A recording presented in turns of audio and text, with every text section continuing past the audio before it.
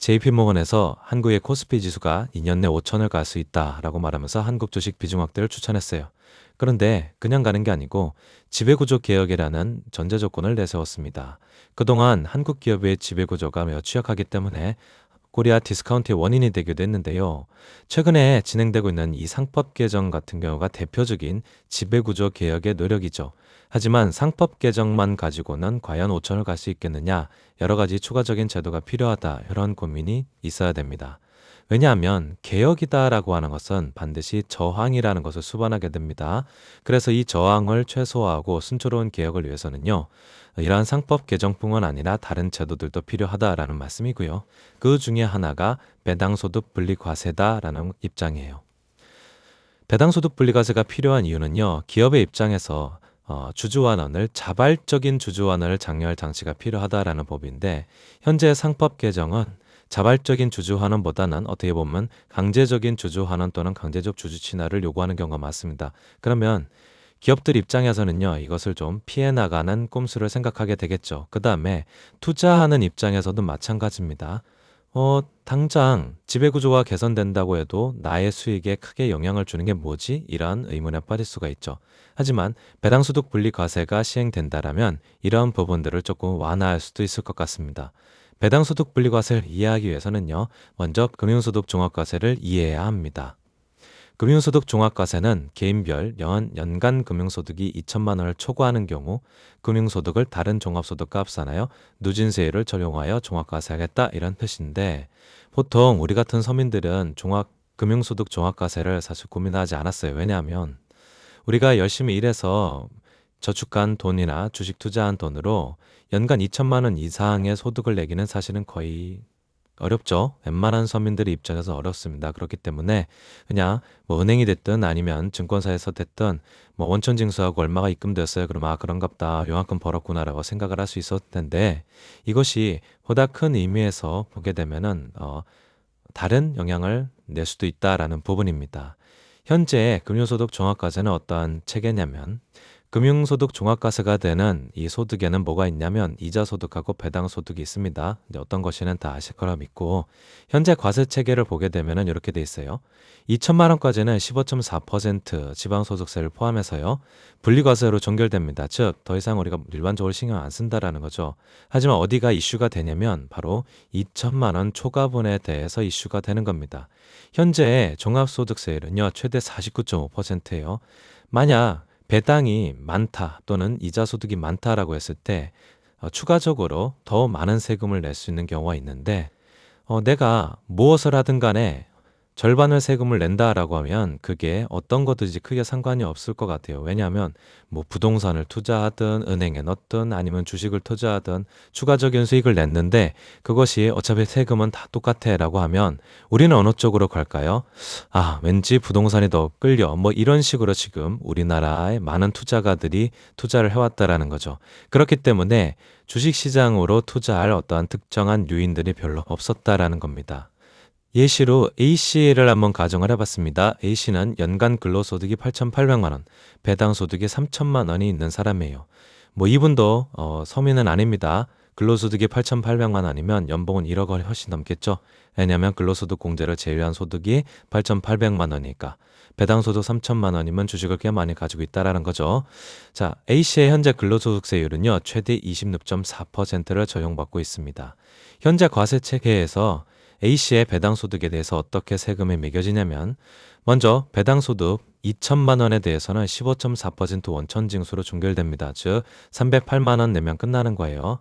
문제는 초과 1천만 원이 되겠는데, 이 초과 1천만 원이 종합소득이 합산이 됩니다. 종합소득이 합산이 된다는 것은 근로소득 8,800만 원에 1천만 원이 추가된다라는 뜻이에요. 그렇기 때문에 A의 종합소득은 9,800만 원이 돼요. 이게 무슨 의미냐면 단순히 1천만 원이 늘어나는 것이 아니라 우리나라는 이 누진세율을 적용하고 있죠. 그렇기 때문에 소득 구간에 따라서 추가되는 세율이 변합니다.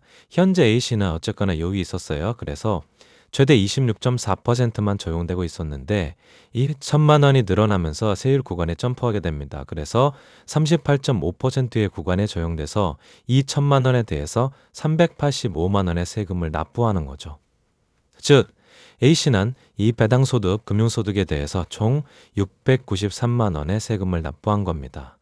여기서 한 가지 많은 분들이 놓치시는 게 있는데 건강보험료도 같이 인상이 돼요. 제가 어떤 분의 사례를 하나 알고 있는데 이분이 한 6,500만 원 정도 배당소득을 받으셨어요. 어쨌든 이분도 소득이 높기 때문에 이 추가적인 부분에 대해서 또 많은 세금 냈겠죠. 그냥 그러려니 거기까지는 하고 넘어왔는데 그 다음 해 국민건강보험공단에서 전화가 왔습니다. 이만큼 배당소득 받으셨으니까 소득이 늘었죠. 건강보험료 더 내세요. 그래서 1년에 약 350만 원 정도 되는 건강보험료를 더 받아갔더라. 그래서 이분이 화가 많이 나셨습니다. 아니, 뭐 이것저것 다 띄우고 하면 남는 게 뭐냐. 뭐 이런 상황이 됐던 거죠. 자, 그런데 만약 배당소득 분리과세가 시행된다면 어떻게 바뀔까요? A씨는 배당소득 전체인 3천만 원에 대해서 15.4%로 원천징수가 끝납니다. 즉 462만 원만 내면 종결이 되는 거죠. 종합과세할 경우 693만 원을 냈는데 세금만 일단 231만 원이 줄었습니다. 이것도 큰 돈입니다. 당연히 건강보험료 추가되는 거 없겠죠. 그렇기 때문에 배당소득 분리과세가 시행되면요. 배당받는 입장, 즉 투자자 입장에서도 분리과세가 매우 유리하다라는 거죠. 그렇기 때문에 내가 더 많은 돈을 주식에 투자해도 계략이 되겠다. 뭐 이런 생각을 할 수 있겠어요. 자, 그 다음에 또 다른 사이드에서 굉장히 중요한 포인트가 있는데